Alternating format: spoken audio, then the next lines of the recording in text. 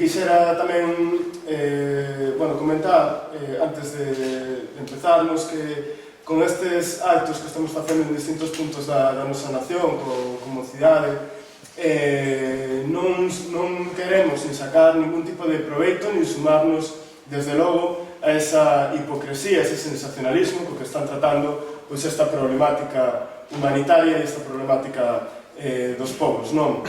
Porque si é un drama humanitario que está a acontecer coas persoas refugiadas provenientes da Siria, pero que este drama de persoas refugiadas se está repetindo todos os días neste estado, no sur do Estado español, con persoas tamén que perden a vida escapando da fame. E están a falar nos propios medios de comunicación, destes pseudodebates que fan nas televisións conservadoras, nas televisións progres, en todas as canles vimos que hai que diferenciar as persoas que escapan, as refugiadas políticas que escapan das guerras porque senón morren polas bombas, as persoas que emigran, se chegan ao Estado español, que emigran porque queren mellorar económicamente, que falsidade, porque efectivamente uns escapan das guerras e das bombas que os matan, mas outras tamén escapan da fame e a miseria que tamén os matan. E ambos casos teñen tamén un denominador común no seu causante e que é o imperialismo e o sistema capitalista que está, que provoca todas estas guerras e que está detrás destas guerras, pero que tamén está na expoliación dos recursos na África e nas causas da miseria no continente africano, que fan que toda esta xente teña que marchar dali en busca dunha vida mellor e moitas veces deixando tamén as súas vidas no camiño e os que chegan para topar o máis dos maiores desprezos por parte do Estado español, da Unión Europea, con eses muros que hai en Ceuta, en Melilla, e co racismo que hai tamén na sociedade occidental. Mas ben, centrándonos no tema concreto de Siria, nas causas, consecuencias e na situación das persoas refugiadas, como dicíamos, deixa ver este problema a cara do capitalismo, o inhumano que é a explotación do sistema, esas causas que están nesas potencias occidentais, a través da desestabilización destes países para beneficio, para expolialos, a través das guerras imperialistas e o que está aquí detrás de todo que é a política do dominio económico e o saqueo dos recursos naturais que teñen estes países como é Siria. O nacionalismo galego, o BNG e as súas mocidades Galiza Nova sempre nos opuxemos ao imperialismo e é aí tamén a razón de que esteamos a facer estes actos, porque como nacionalistas somos internacionalistas, queremos unha Galiza libre nun mundo en paz, nun mundo solidario, nun mundo de povos libres. Estamos pola paz, polo desarme e por outra orde mundial. E por iso que nos opuxemos sempre o imperialismo, puxémonos a OTAN, porque é o maior estandarte do imperialismo e da violencia dos Estados Unidos e os seus lacaios, Unión Europea e Estado español. Puxémonos tamén o exército español e seguimos opoñendo porque é unha mostra máis do belicismo e do imperialismo do Estado español e de feito, cabe recordar a loita de Galiza Nova, dos compañeiras que hoxe están no BNG, mas que cando estiveron en Galiza Nova practicaron a obxección de conciencia e practicaron tamén a insumisión, padecendo penas de cárcere, e aquí está o dato de que Galiza Nova foi a organización juvenil xunto ás vascas que máis presos políticos tiveron por mor de insumisión, de mozos que estiveron na cadea por opoñerse ao exército, por opoñerse ao imperialismo, por estar pola paz e pola liberdade da Galiza dos povos. Opuxémonos tamén a Unión Europea e a entrada do Estado español na Unión Europea, porque ademais de toda a ruína que produciu no noso país, tivemos vendo estas semanas as tractoradas, non? E como estiveron saqueando o sector lácteo, non deixándonos producir, pero ademais tamén porque é unha potencia imperialista, como estamos vendo, que non fai máis que espoliar a outros países.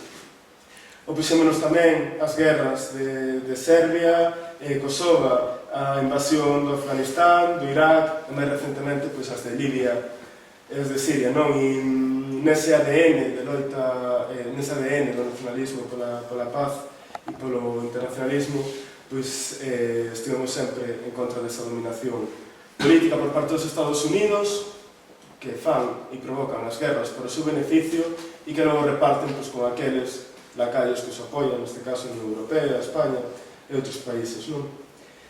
E quixera tamén comentar un pouco como vemos que a estrategia para a consecución destes obxectivos de enriquecemento, non? E que vemos que en distintos casos, como comentaba, en Serbia, en Afganistán, en Irak, en Siria, repítense unha tras outra vez, non? Comezan pola creación, promoción e financiamento de grupos armados para desestabilizar os gobernos da zona que desexan dominar e sementar o caos, non?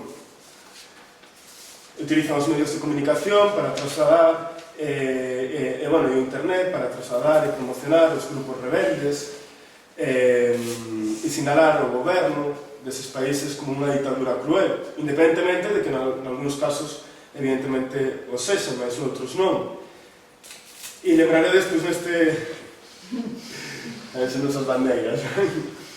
Lembraredes nestes casos a oficialidade que se lle deu nos medios de comunicación a unha expresión que dera o expresidente dos Estados Unidos, George Bush, para crear este estado de conciencia e de alarma social e de opoñerse a moitos gobernos do mundo que non estaban alineados cos Estados Unidos. E era o eixo do mal que ameaza o mundo.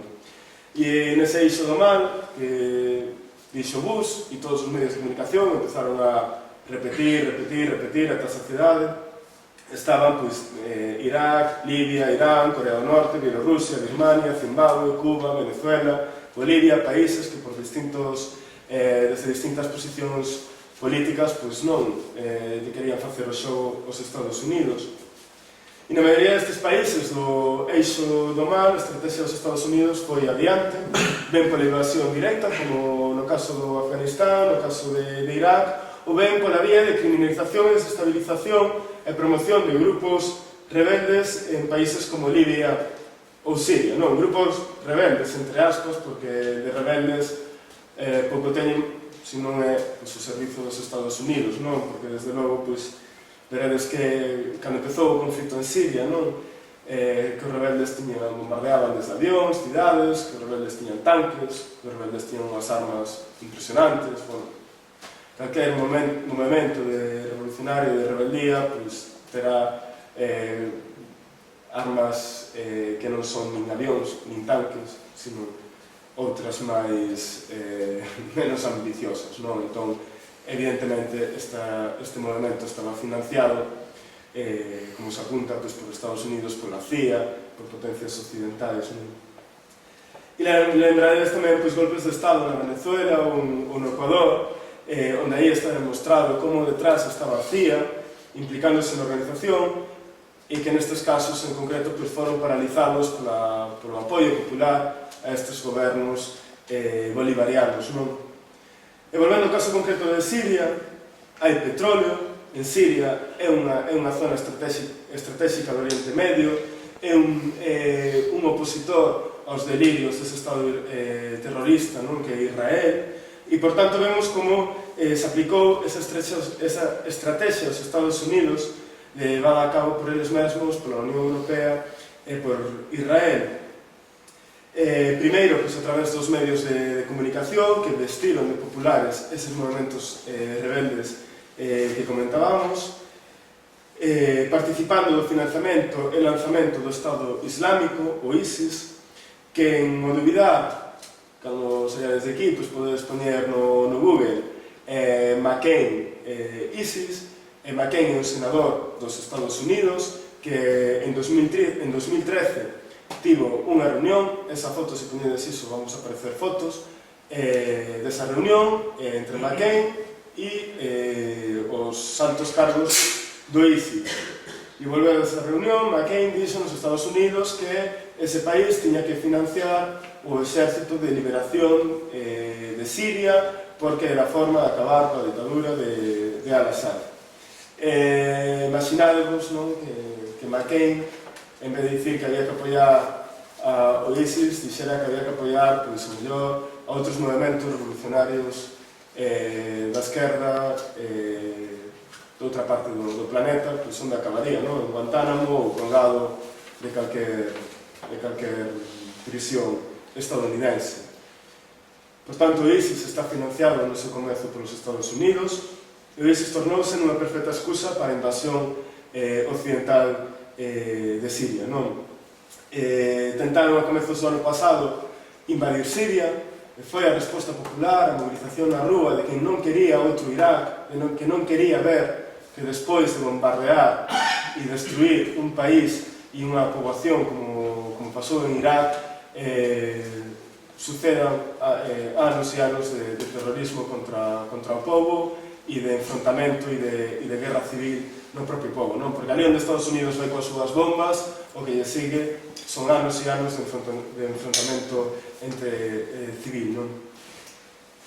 Esa tentativa de invasión foi paralizada, mas agora pretenden, de novo, invadir Siria. E como queren facelo agora? Como queren legitimar esa invasión?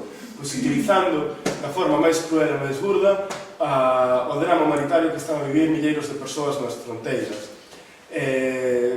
Outro día estaba nunha concentración en Vigo, a concentración que houve o domingo en solidaridade coas persoas refugiadas, e preguntaban unha señora por que era a concentración, non? Entón comentábamos que era de solidaridade con estas persoas que estaban sendo maltratadas e contra a guerra, non? Dice que contra a guerra non, que ali isto se acababa con que tiña que ir a América, poñer unha bomba e acabar co problema. Estamos vendo como se está creando esa conciencia na xente de que ante ese drama e ese medo de que veña tanta xente aquí que non se vai poder dar traballo nin nada, iso pensan, que ten que ir a Estados Unidos a poñer orden, a bombardear. Están utilizando a través dos medios de comunicación para legitimar esa invasión que antes non podían. E ben, antes de darlle xa a palabra a Duarte, que vai afondar máis neste tema do que podo facer eu, comentarvos que desde o BNG estamos a mostrar toda a nosa solidaridade coas persoas refugiadas e co povo sirio e o kurdo, que está sendo masacrado tamén polo ISIS e polos estados occidentais, mes que loita, mes que está resistindo, que está plantando a cara a ISIS e que, por exemplo, que están incluso dando as súas vidas para ter un futuro nesa terra, non? Contra o terror. E aí está o caso da cidade de Kobane, onde o povo sirio librou unha batalla moi longa, pero que ao final arrebataron esas cidades e as súas contornas a esa organización do Estado Islámico que, como sabedes, están masacrando as minorías étnicas e os povos co total permiso das potencias occidentais. Mas a solidaridade non chega. É dicir, todas estas persoas refugiadas temos que darlles asilo, temos que axudalas, mas non chega. A solidaridade que teñamos nas rúas, a protesta que fagamos e a presión que fagamos nas rúas ten que estar combinada tamén cun labor e cunha loita desas institucións, e por iso tamén o BNG ten presentado proposicións e medidas que van nestas liñas que vos quero comentar, tanto no Parlamento galego, no estatal e no europeo, non? En todos esos espazos de loita que vamos conseguindo tamén electoralmente, porque o voto tamén é unha forma de loitar para levar esa protesta a todas as institucións e gañarmos espazos de decisión e de rebeldía, non? E estas medidas van pola eliminación das 175 km de arame con concertinas que Hungría está levantando na súa fronteira con Serbia para impedir o paso das persoas refugiadas. Exiximos, por fin, a intervención occidental na Siria en apoio dos chamados rebeldes e promover activamente o fin do conflito militar. Estamos presentando mocións e medidas pola retirada de todas as forzas militares norteamericanas e estranxeiras dos países do Oriente Próximo e do Norte de África. Estamos exixindo o respeto á soberanía dos povos e da resolución pacífica dos conflitos, peleando tamén por o respeto,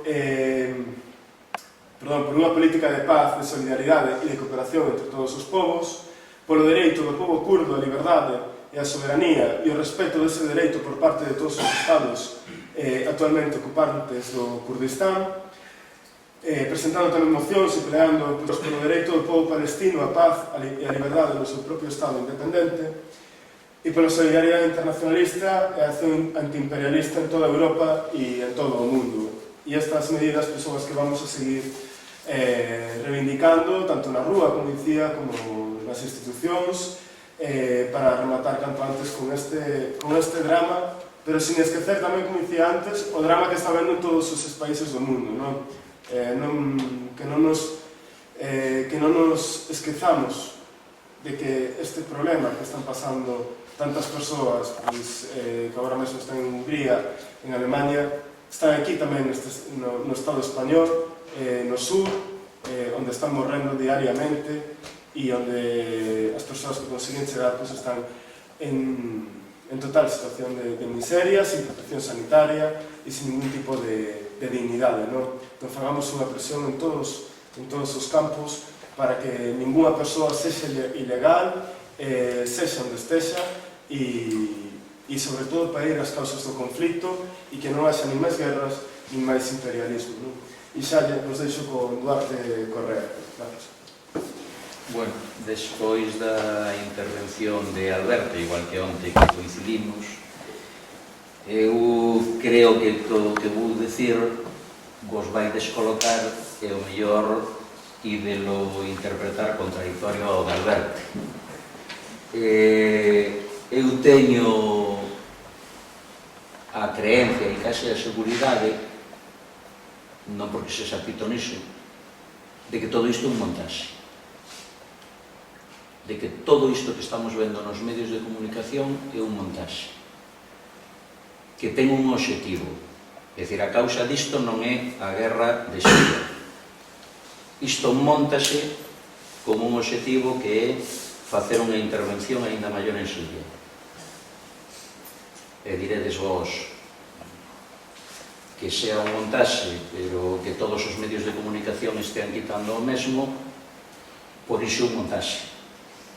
Porque todos os medios de comunicación mayoritarios están quitando o mesmo. É moi difícil atopar outras fontes, hainas. É moi difícil atopar outras fontes que nos dean outros datos e que nos permitan reflexionar sobre isto e despois cada quen quitar as súas conclusións. Neste momento, o campo de refuxiados máis grande que hai no mundo está en Kenia, do que non se fala. En Kenia hai, desde hai 20 anos, máis de 400.000 persoas nun campo de refuxiados. O primeiro estado que neste momento, o estado que neste momento ten un número maior de refuxiados non é nin Jordania, nin Turquía, nin o Líbano, nin Hungría. É Pakistán, do que tampouco se fala neste momento porque se supón que a guerra de Afganistán xa rematou. Alberto decíavos que buscarades en Google algo relacionado co ISIS. Se alguén decide buscar iso en Google, eu convido a que busque tamén Osama Bin Laden e que poña un guión que poña The Independent. E vos atoparedes con unha noticia publicada nese xornal de Estados Unidos de hai aproximadamente 20 anos, na que sae Osama Bin Laden e o presentan como defensor da democracia en Afganistán, que ten todo o noso apoio occidental e que ten todo o noso financiamento porque vai recuperar a democracia en Afganistán. Lembro vos que, según se di, Osama Bin Laden é o responsável dos atentados no Estado español, responsável ideolóxico dos atentados no Estado español, das Torres Gemelas, do atentado no tren no metro de Londres, etc. É certo que está habendo unha crise humanitaria e é certo que aquelas persoas que temos unha sensibilidade hacia os demais debemos solidarizarnos con toda esa xente e debemos fundamentalmente tentar de buscar as causas e denuncialas, porque, polo menos desde a miña opinión, o que se nos está tentando é de levarnos non cara a solidaridade, senón cara a caridade, e non é o mesmo. Cara a caridade e cara chamar por respostas rápidas e efectivas como as que comentaba Alberte, que lle decía esa señora na concentración de Vigo do domingo. Isto arreglase fácil, que veña alguén con autoridade a Estados Unidos, que meta 2 bombas en Siria e isto se acaba. Non é certo que a xente que está entrando neste momento en Europa, fundamentalmente vía Turquía, pero tamén polo mar, vía Grecia, que sexan sirios. E non o di Galiza Nova, nin o digo eu, que fui un militante de Galiza Nova. Dio os propios datos das Nacións Unidas. É certo que o porcentaxe máis grande de toda esa xente son sirios, pero nin siquiera é o 50% de toda esa xente que está entrando. Aí hai un interés en decirnos que todo iso son sirios que están escapando por culpa do ISIS e por culpa de Al-Assad e que, por tanto, temos que intervir. Entre toda esa xente están entrando iraquianos, afganos, datos das Nacións Unidas, Costa un pouco buscalos, pero poden atoparse. Claro, non veñen na primeira páxina del país. Na primeira páxina del país ven pornografía da que falaremos despois. Hai eritreos, hai somalís, hai keniatas e hai de outras moitas nacionalidades. E despois hai unha porcentaxe moi importante, non atopei datos que digan en concreto a porcentaxe, de persoas que están fuxindo de guerras directas, pero a inmensa maioría está fuxindo da fame e está fuxindo de lugares nos que neste momento non hai, aínda que sí pode haber conflitos armados, non hai o que podemos chamar unha guerra como o caso de Siria ou algún outro caso. A historia nos demostra que a maioría dos desprazados por razón das guerras desprázanse aos estados fronteirizos a donde se están producindo esas guerras. Por qué? Porque estean, por así decirlo, do lado duns dos que combaten ou do lado dos outros, a idea que teñen é de voltar ao seu país cando remate ese conflito.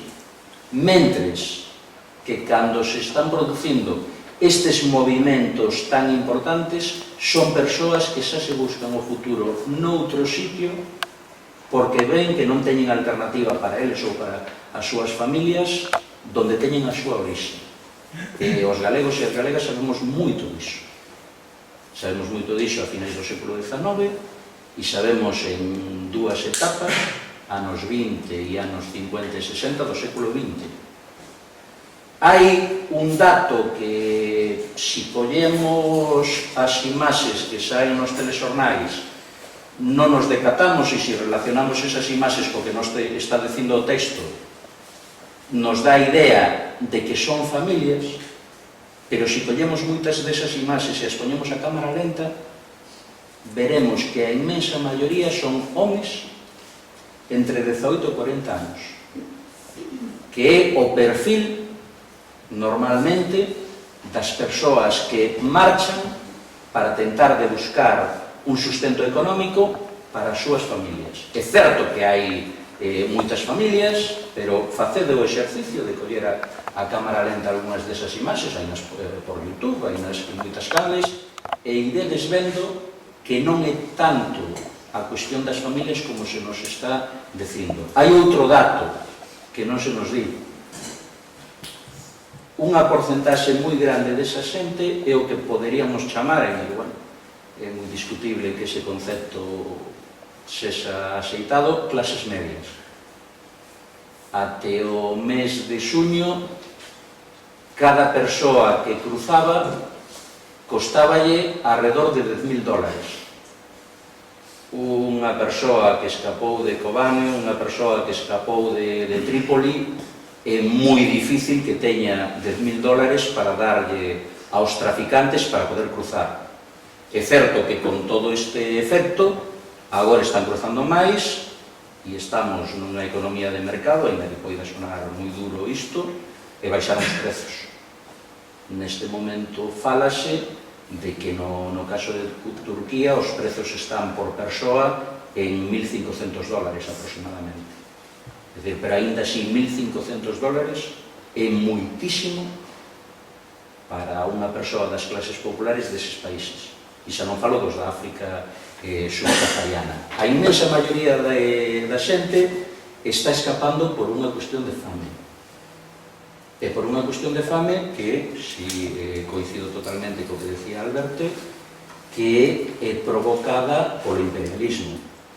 Pero, cando menos, na miña opinión, é moito máis perigoso ese imperialismo que non está cos tanques directamente que o que está cos tanques. Por qué? Porque ese imperialismo provoca unhas consecuencias aínda moitísimo peores, porque non vemos esa sangue, non vemos esas atrocidades que, por exemplo, o que se está dando en frentes de guerra.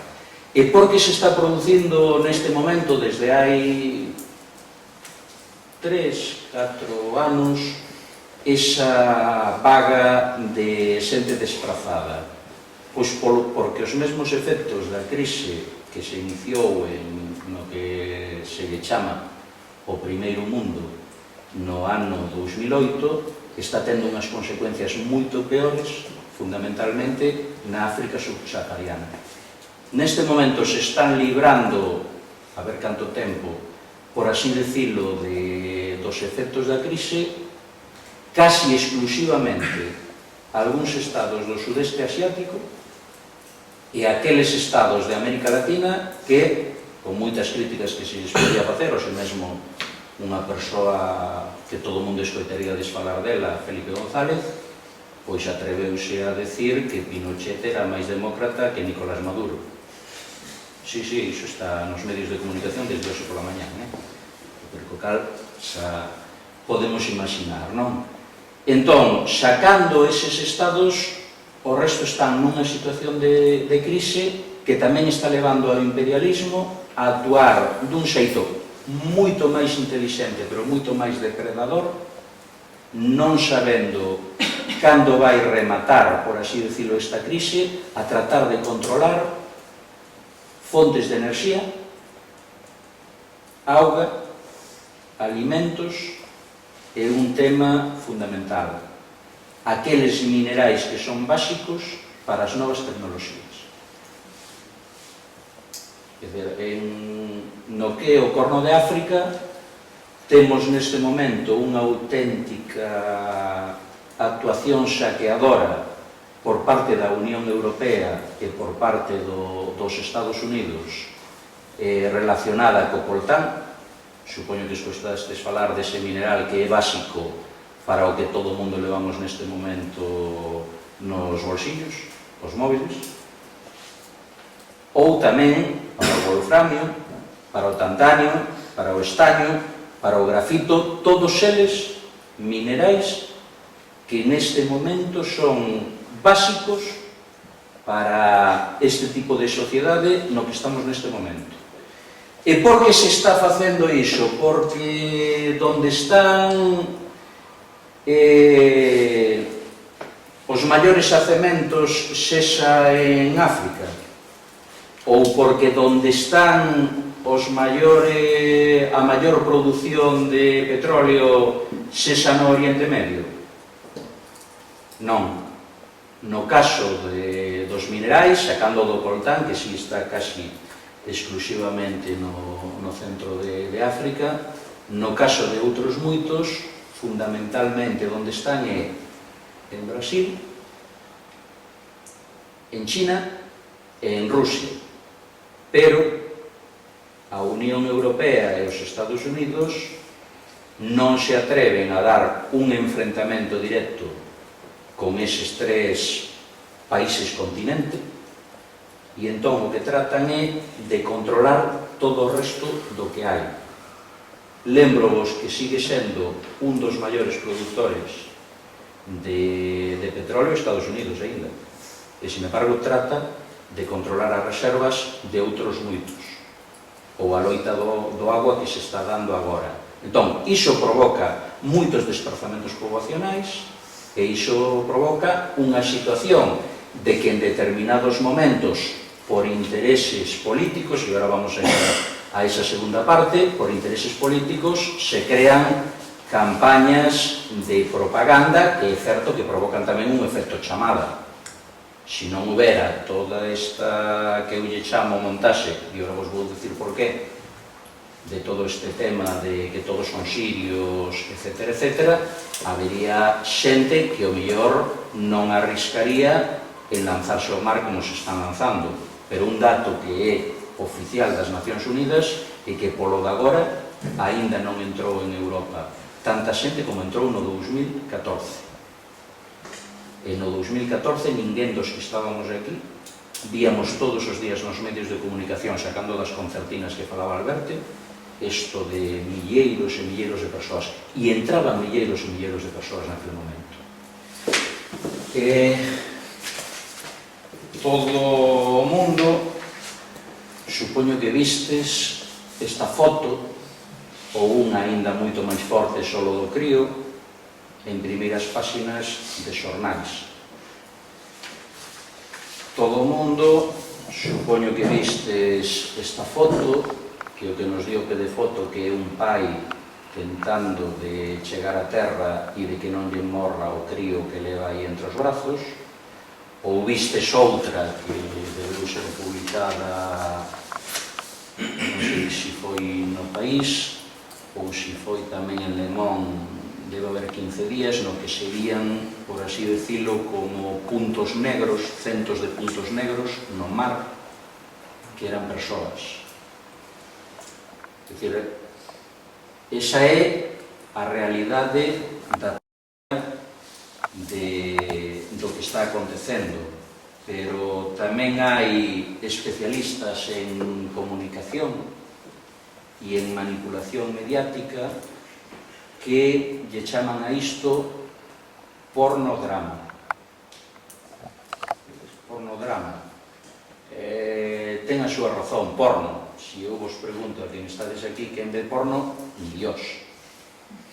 Pero todo o mundo, casi todo o mundo, cando hai unha escena porno, facemos así. Non o vemos, pero todo o mundo nos fai vomitar este tipo de imaxes, pero todo o mundo vemos este tipo de imaxes. É drama, porque son imaxes dramáticas. Hai algo que nos din desde sempre, unha imaxe vale máis que 1000 palabras, e Alberto non vai estar de acordo comigo porque estudou imaxe, pero unha imaxe vale máis que 1000 palabras, pero unha imaxe vale máis que 1000 palabras para facer que levantemos non cuestións racionais normalmente. É dicir, nós vemos esta imaxe do crío kurdo, e se non o pensamos decimos o mesmo que a señora que lle dixo iso a Alberto en Vigo, que vayan aí os americanos que ataben con iso porque iso non o podo soportar. Pero se nós, en vez desa imaxe, o que vemos é este titular,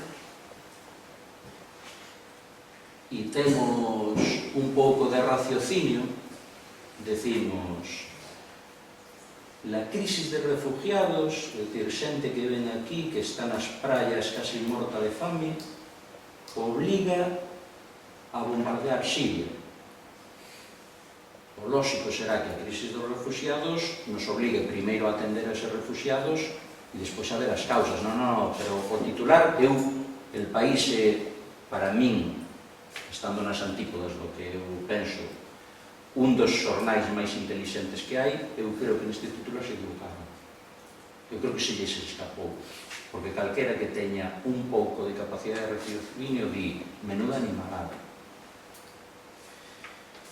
A foto do neno, como era o nome, Aylan Kurdi, ese neno que apareceu nunha praia de Turquía, neste momento xa está demostrado que foi manipulado. Non o atoparedes en El País, non o atoparedes en Le Monde, pero buscade en Google manipulación desa foto ou buscade nun medio de comunicación digital que se chama Red Voltaire e vos atoparedes información ao respecto disso. Xunto con este policía turco hai ao lado outro policía turco con cámaras de fotos e hai outras dúas fotos nas que se ve onde realmente apareceu o neno e que despois foi colocado aquí. É dicir, este neno morreu. Isto é unha auténtica desgracia.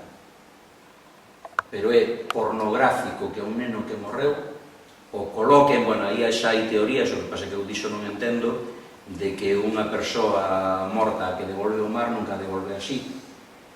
Pero eu aí xa non me meto. Dentro duns anos saberemos se iso é certo ou non, pero hai teorías que din que un corpo que devolve o mar, en vez de devolvelo, é dicir, o devolve sempre paralelo ás ondas.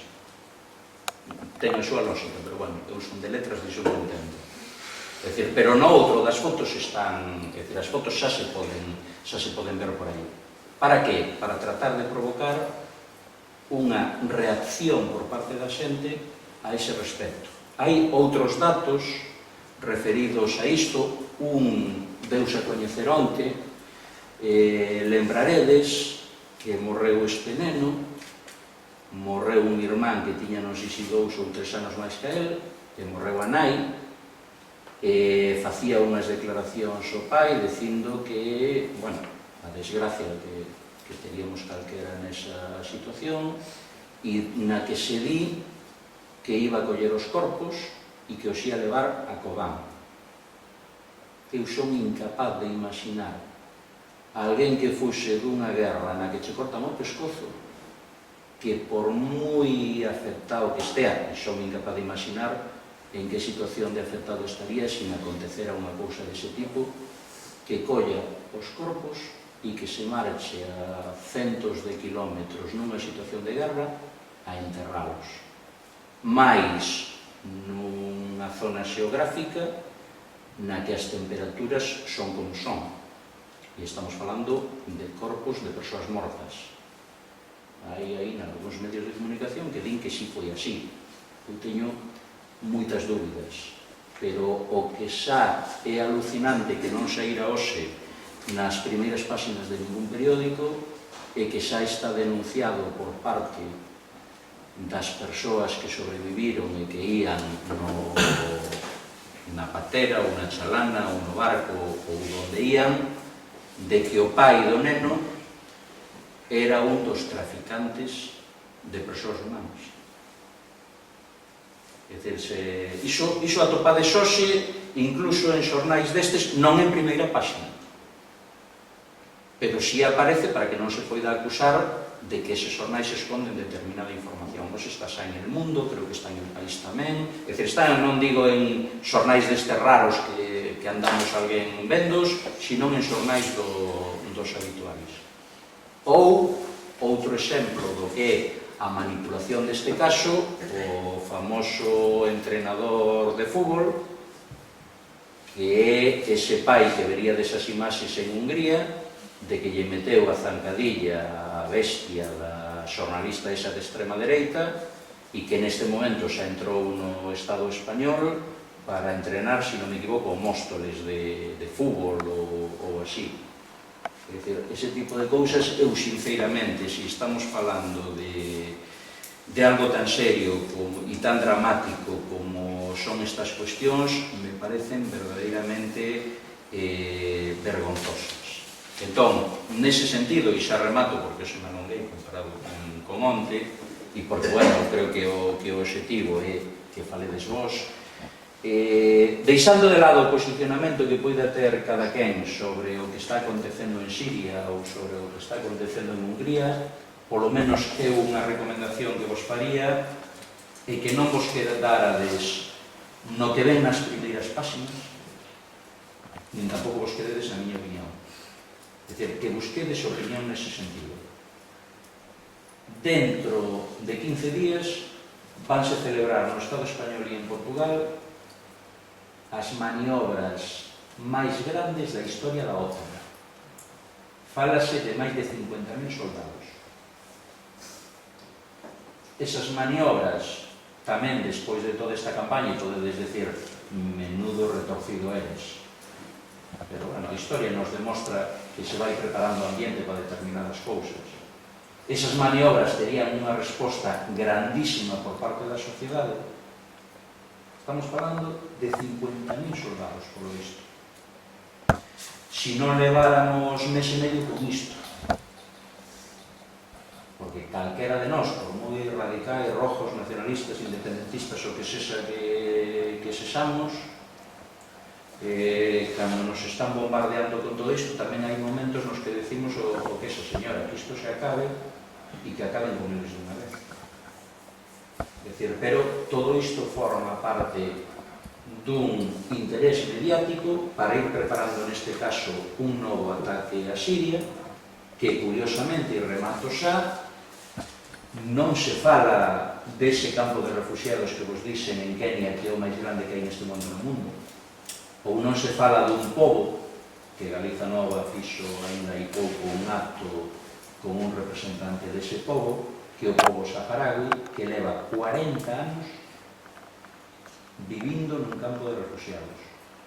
40 anos, Ou non se fala de que, por exemplo, o Líbano, que moi probablemente por intereses dos Estados Unidos volva a entrar en guerra en moi pouco tempo, que ten desde hai 30 ou 40 anos tamén centos de miles de palestinos ali. Ou non se fala de que en Siria, e eu non son seguidor do presidente sirio, pero non se fala de que Siria era, no caso das mulleres, o estado máis moderno que había en toda esa zona. En canto a liberdades persoais, sexuais, religiosas, etc. O segundo era Irak, lembrado que pasou en Irak, e o terceiro era Libia. Curiosamente, remato xa, os tres estados máis ricos de toda esa zona fronteiriza con Libia, que fronteiriza con Siria, os Emiratos Árabes Unidos, Qatar, que patrocina equipos de fútbol, e Arabia Saudí, non teñen un só refugiado. Non teñen un só refugiado. Entón, iso tamén penso que nos debería dar para pensar. É dicir, como remate, para min a conclusión é iso que estamos vendo está existindo, pero a relación causa-efecto non é debido ao que está acontecendo en Siria, está acontecendo isto, senón se nos está facendo un gran montaxe e se está provocando un efecto chamada para que nós non aguantemos, e entón, diante do ataque a Siria, calemos e pensemos que iso vai solucionar este tema. E habería outras cuestións tamén, como, por exemplo, vos teredes escoitado desde o nacionalismo galego a que os progres que ahora están moi de moda da política esta horizontal, chamarlle de todo a Angela Merkel, que é a culpable de todo o que pasa no mundo. Non digo que Angela Merkel sexa boa, pero dades vos conta que en todo este conflicto Alemania é o Estado que máis está dicindo que hai que recibir aos refugiados. É dicir, neste conflito Angela Merkel xa non é a mala. Por qué? Porque Alemania ten unha pirámide poboacional neste momento e unhas perspectivas no seu mercado de traballo verdadeiramente negras para o futuro do sistema económico e social alemán e precisa dúcias de miles de persoas para que ocupe os postos de traballo. É dicir, con iso que quero decir? Que todo isto, o posicionamento que ten cada un, é un posicionamento en base a intereses, non en base a cuestións humanitarias, nin en base a cuestións de solidaridade. Por iso, creo que se valora moito máis actividades como estas que está facendo Galiza Nova, de tentar de dar unha visión distinta. Despois xa decidiredes vos se o que vos estaba dicindo Alberto e o que vos estaba dicindo eu era de xente que está verdadeiramente taladrada, ou se investigando, e vos animo a que investiguedes, non quedándose pois simplemente en El País ou simplemente en Sermos Galiza, e que saquedes a vosa conclusión. E pola miña parte nada máis.